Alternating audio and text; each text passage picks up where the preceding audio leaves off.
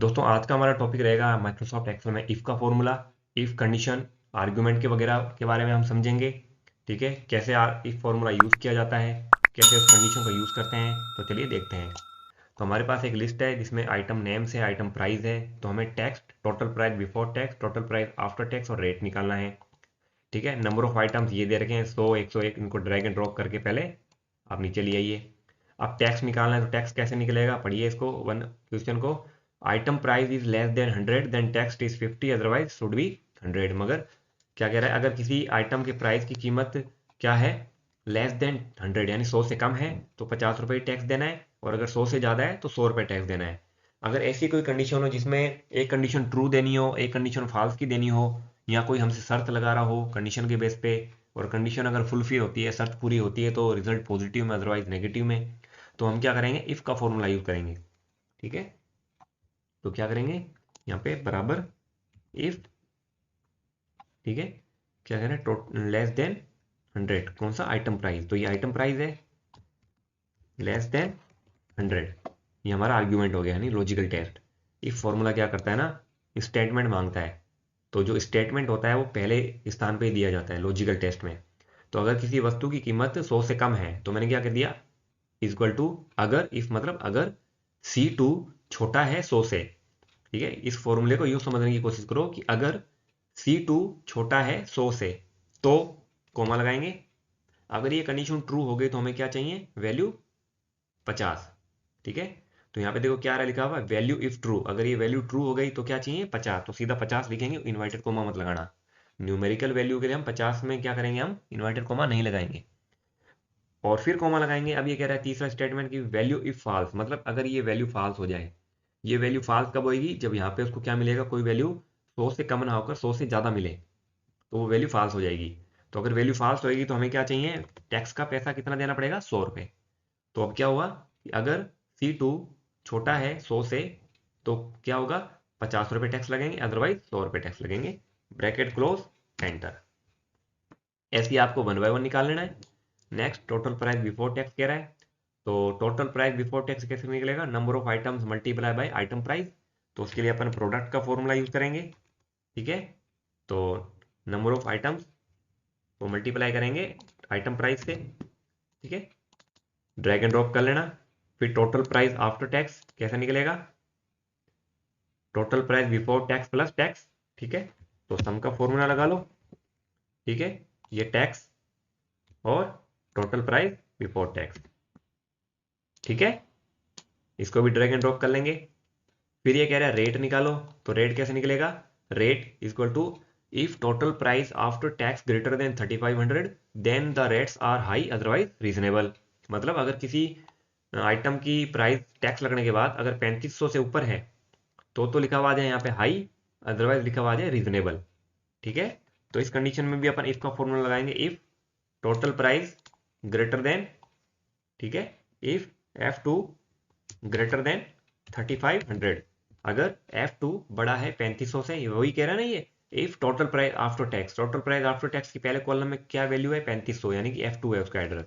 अगर F2 बड़ा है फिक्स के 3500 से तो ये हमारा कंडीशन सही है, मतलब आर्ग्यूमेंट हमने सही लिखा है ना। लॉजिकल टेस्ट हमारा एकदम सही होना चाहिए जो वो मांग रहा है।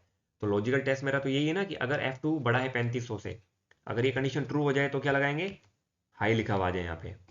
अब मैंने इन्वर्टेड कोमा क्यों लगाया है, क्योंकि ये एक अल्फाबेटिकल वैल्यू है। ठीक है, रिजल्ट में हमें जो प्रिंट करवाना है वो हमने क्या करा, उसको इन्वर्टेड कोमा में लिख दिया। और अगर ये कंडीशन गलत हो गई तो मैं चाहता हूँ लिखा हुआ आ जाए रीजनेबल।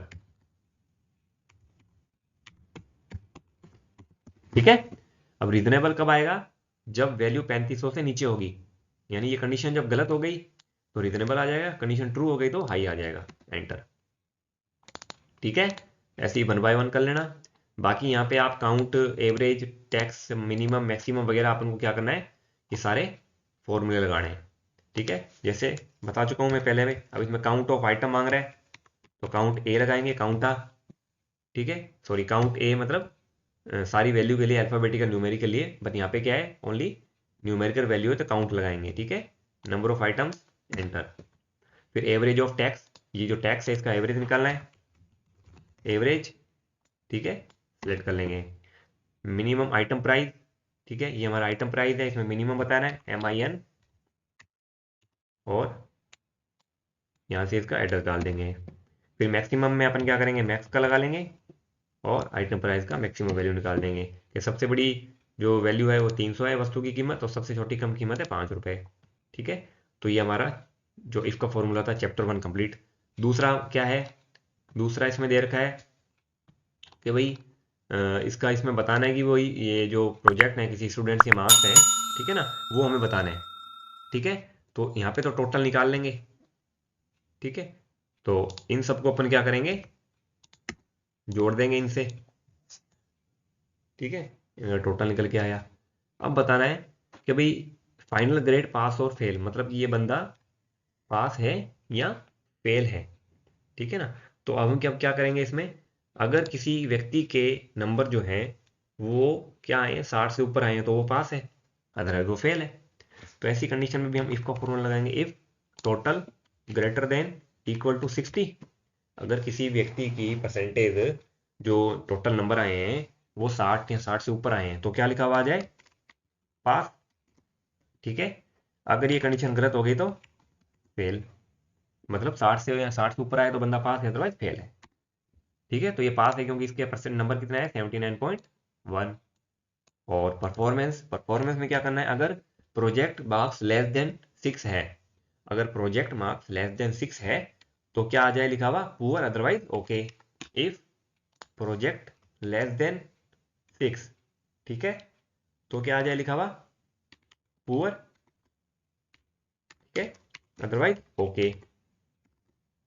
अगर किसी व्यक्ति के प्रोजेक्ट में मार्क्स 6 से कम आए हैं, अगर 6 भी आए होंगे तो वो पुअर में काउंट होगा, क्योंकि मैंने इज इक्वल टू का साइन नहीं लगाया लेस देन के बाद में। ठीक है, तो अगर 6 भी आए होंगे तो वो पुअर में, और 6 से ऊपर है तो वो ओके है।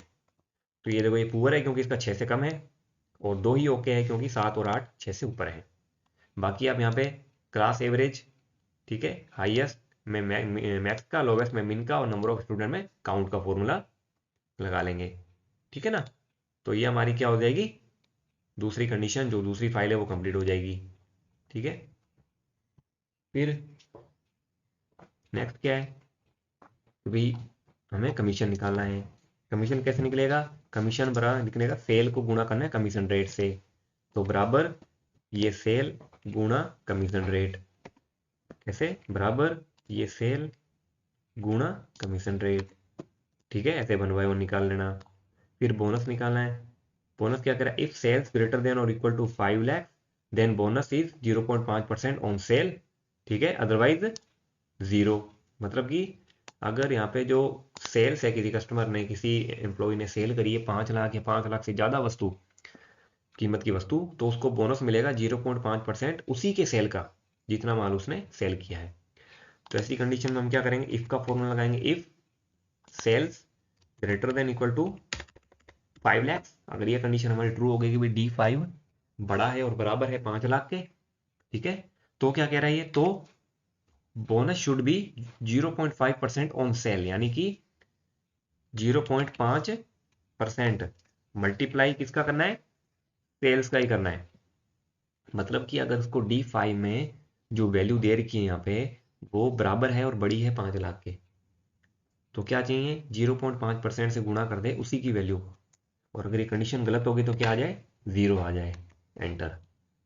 तो इसका बोनस कितना मिला, इसको 3200 मिल गया।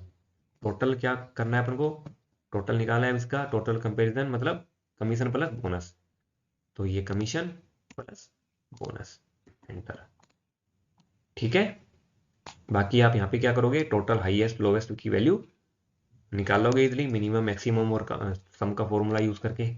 ठीक है, तो उम्मीद करता हूँ आज का वीडियो पसंद आया होगा, समझ में आया होगा, इस फॉर्मूला समझ में आया होगा, कैसे ये फॉर्मूला काम करता है, कैसे वर्क करता है, कैसे हमें कंडीशन समझनी होती है, कैसे हमें शर्त लगानी होती है। ठीक है, और अगर वीडियो पसंद आया तो लाइक करके बताएं, चैनल सब्सक्राइब करें, और मिलते हैं नेक्स्ट वीडियो में। बहुत बहुत धन्यवाद।